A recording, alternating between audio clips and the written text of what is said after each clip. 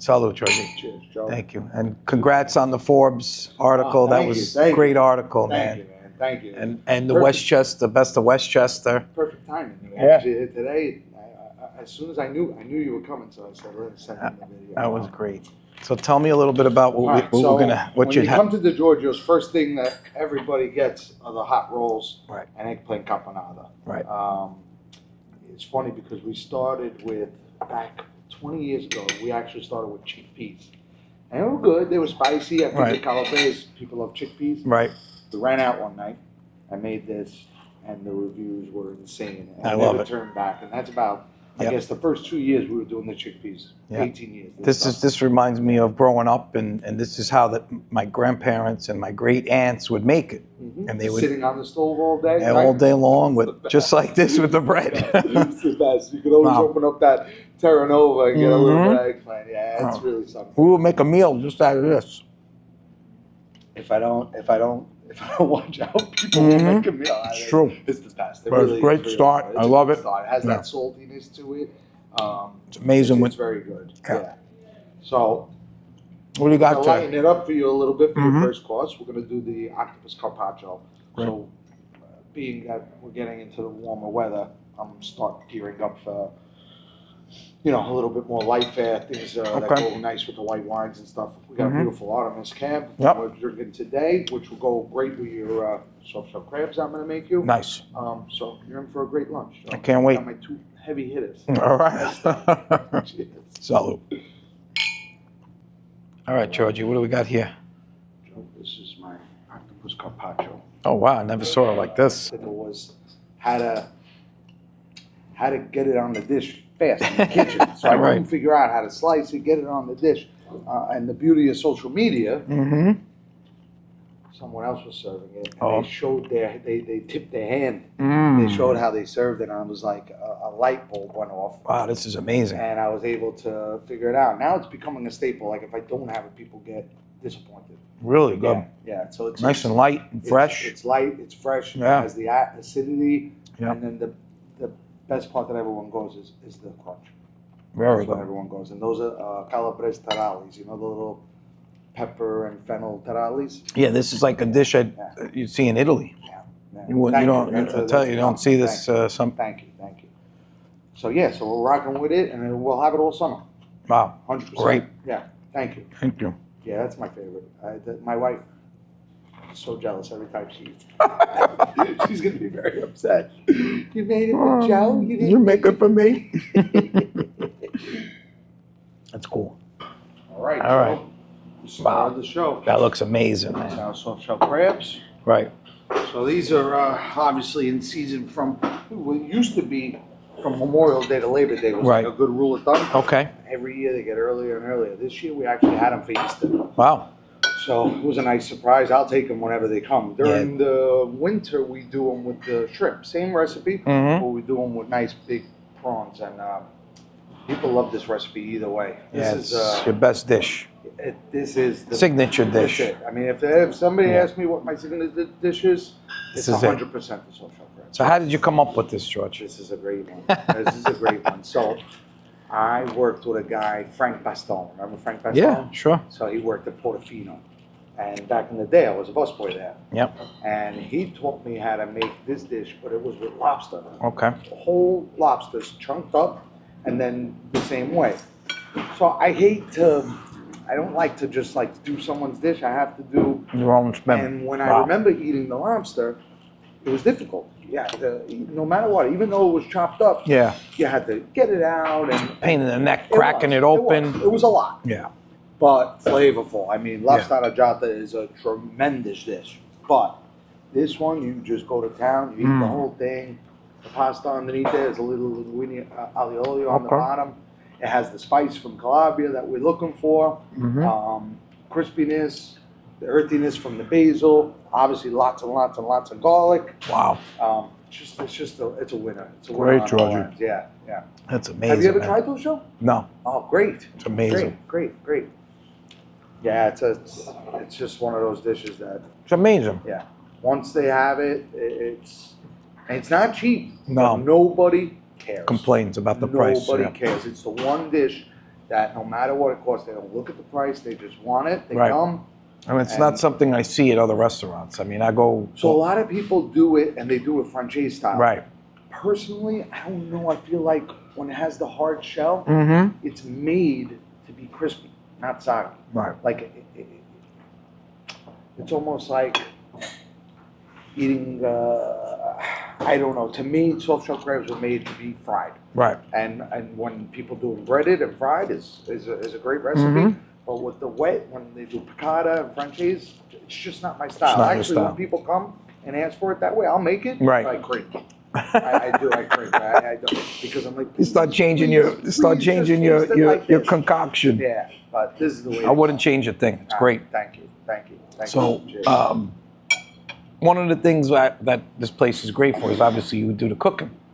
You know, not every restaurant is where the chef is the owner or is involved in the menu and picking the food. So, tell everyone a little bit what the process is in this. It's not easy. How do you pick the crabs? How do you know what to buy? Where do you buy them?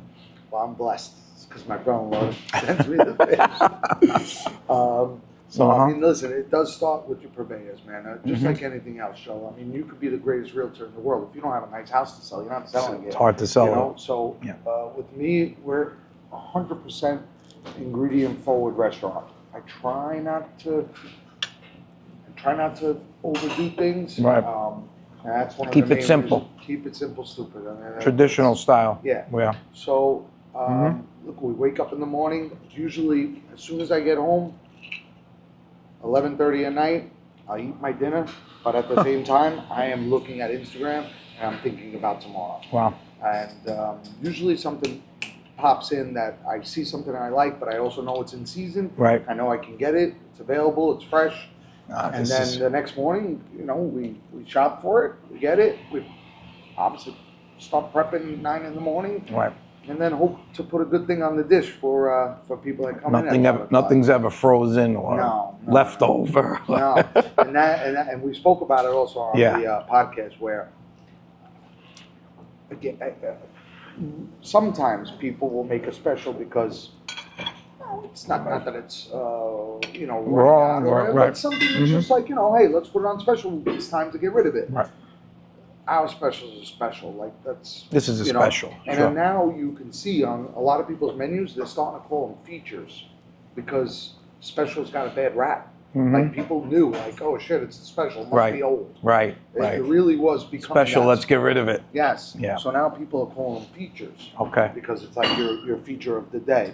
And it was interesting when I saw them change that. I was like, it makes sense. Yeah. Yeah. Getting smart. But our specials have always been, that's our specialty dish for the night. This is what you should eat. And when you run out, you run out. You run out. That's it. Yep. I know. And we've been here when you've had specials, and sorry, we ran out. I know. But it's hard. It's not a good feeling. But what are you gonna? It's actually they'll eat good. Something else. Right. They'll enjoy it, and then they'll come back for the dish that they wanted. Well, if you come, I always tell everyone, if you want something special, I'm shopping every day. Right. I have no problem. You call me the day before. I mean, I'll make it if it's available and I can make it. I'll make it. Yeah. I've gone out of my way, made 2 pieces of sambuco for customers. I don't mind it because I have to cook something anyway. That's it. Yeah, you got to please the customer. Without them, there's no business, Not right? so much business, so I can't eat all the food myself, although I'd like to. Wow, this is amazing. Thank you. And I mean, it's great. It's probably the best I've ever had. Thank you. And if anyone comes here, you got to try the soft shell crabs. It's also, you see, we only have 46 seats. Right. And my brother-in-law serves a lot of restaurants, Cosenza Fish Market. Yeah. Big restaurants, a lot of restaurants. He tells me that nobody sells as many soft shell crabs as I do. Wow. And we only see 46 people. Yeah. Imagine that. That's crazy. They do come and they get them. Yeah, and then that was like a feature in the Forbes and then they article. Wait all year. They talked about that. Yeah, Yep. That was the first thing I gave him. I gave him the antipasto, but instead of a pasta dish, because I had the pasta, I wanted to wow them. Pop them right with that. And so how did tell us a little bit about that? How did it start? Would they contacted you, and they just came in for? John Mariani was a writer for the New York Times. He was the prominent food writer in New York City for like years. And then because of social media, the magazines dried up. Sure. And then obviously, I guess he got towards the end of his career, and he was just like, I don't know, I guess there wasn't. No. So then he even said once New York Times stopped doing their food review, he said the only one left was really doing it was Forbes. Mm-hmm. So he did a couple of places in Westchester. My brother-in-law is familiar with him, and said he's been telling him for 5 years, "You got to go to my brother-in-law's. You got to go to my brother-in-law's." And he wouldn't come here. Do you know why he wouldn't come here? Why? Because it was in the strip mall. And he told him, he's like, it's Can't just, be. It's no way. I'm not doing it. I can't Right. write about it. It's Right. not going to work. Right. I just can't do it. And my brother Amazing. stayed on him and stayed on him and stayed on him. And I somehow, I can't even remember, but there was some type of a correlation where I said, John, call him. Like, this is our chance. And he called him. He wanted to come on a Saturday night and I had no tables. I couldn't even get him in. All right, imagine that. So this guy's like, oh, shit, Oh, you know, wow. Something's going on. He says, I'm going to Europe. When I get back, I promise I'm going to come in. And, yeah. we'll see what happens. And That's great. the rest is history. Yeah, That's yeah. Good guy too. Really, really nice guy. Yeah. You know. Well, it's glad that you kept on him, and Yeah. I'm glad that and he was it's able even, to. Even when he first walked in, he looked at the menu. He was like, Yeah. "What am I eating here? Chicken parm?" So I told him. I said, "No." Right. I said, "Look, the menu is short. I have a small menu. It's not, you know, Yeah. we try and keep the regulars there, but Yep. a lot of people want that stuff. Right. They think Italian restaurant. They're thinking chicken parm. They're not thinking soft shell crabs or anything like anything that. special, sure. So I told him, you're in my hands tonight, as long as nobody's allergic to anything, and then little by little, you know, we won him over, to say the least. It's good. Yeah. Well, salute.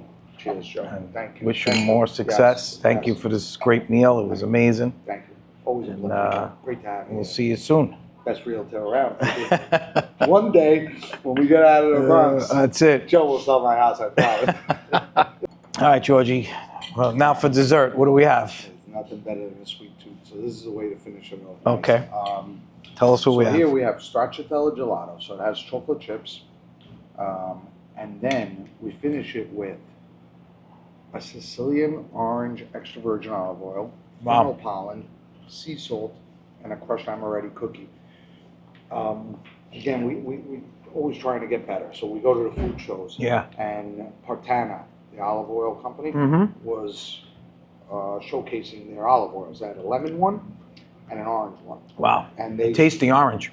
yeah, and they basically said it's almost like an orange creamsicle. Yeah, that's what it Back in the tastes like. day. Yeah. Mm-hmm.